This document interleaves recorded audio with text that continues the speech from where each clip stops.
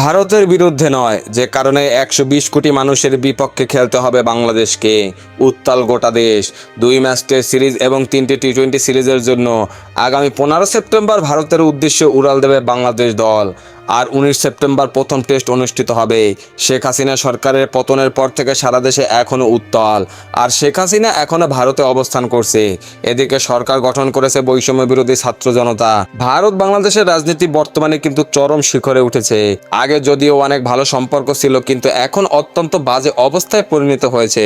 আর বলা হচ্ছে এই অস্থির অবস্থার মধ্যে বাংলাদেশ ভারত সিরিজের আয়োজন করেছে।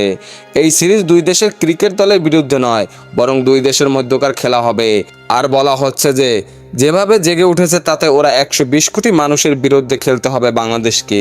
এই প্রথম কোনো সিরিজ দুই দেশের রাজনৈতিক সম্পর্ক বজায় থাকবে। এখন কি হয় সেটাই দেখার বিষয়।